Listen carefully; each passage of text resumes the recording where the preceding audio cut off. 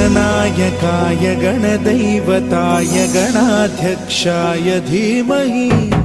गुणशरीराय गुणमण्डिताय गुणेशानाय धीमहि गुणातीताय गुणाधीशाय गुणप्रविष्टाय धीमहि एकदन्ताय वक्रतुण्डाय गौरीतनयाय धीमहि गजेशानाय भालचन्द्राय श्रीगणेशाय धीमहि एकदन्ताय वक्रतुण्डाय गौरीतनयाय धीमहि गजेशानाय भालचन्द्राय श्रीगणेशाय धीमहि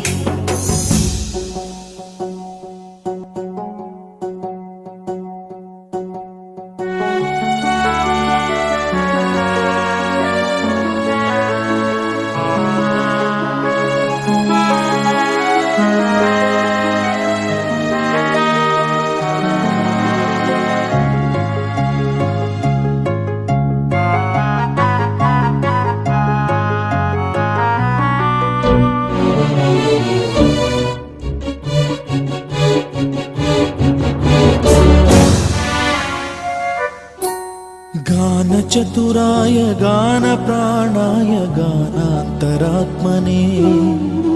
गानोत्सुकाय गानमत्ताय गानोत्सुकमनसे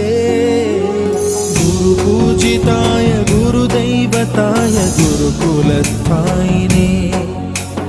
गुरुविक्रमाय गुह्यप्रवराय गुरवे गुणगुरवे गुरुदैत्यकलक्षेत्रे गुरुधर्मसदाराध्याय गुरुपुत्र परित्रात्रे गुरुपाखण्डखण्डकाय गीतसाराय गीततत्त्वाय गीतगोत्राय धीमहि गूढगुल्फाय गन्धमत्ताय गोजयप्रदाय धीमहि गुणातीताय गुणाधीशाय गुणप्रविष्टाय धीमहि एकदन्ताय वक्रतुण्डाय गौरीतनयाय धीमहि गजेशानाय भालचन्द्राय श्रीगणेशाय धीमहि एकदन्ताय वक्रतुण्डाय गौरीतनयाय धीमहि गजेशानाय भालचन्द्राय श्रीगणेशाय धीमहि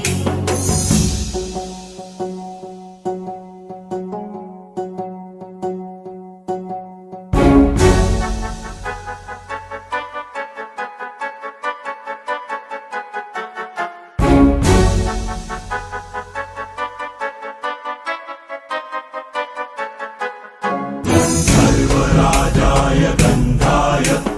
सर्वगानश्रवणप्रणयिने गाढानुरागाय ग्रन्थाय गीताय ग्रन्थार्थतत्त्वविदे गुणवते गणपतये ग्रन्थगीताय ग्रन्थगेयाय ग्रन्थान्तरात्मने गीतलीनाय गीताश्रयाय गीतवाद्यपटवे गेयचरिताय गायकवराय गन्धर्वप्रियकृते गायकाधीन विग्रहाय गङ्गाजलप्रणयवते गौरीस्तनन्दनाय गौरीहृदयनन्दनाय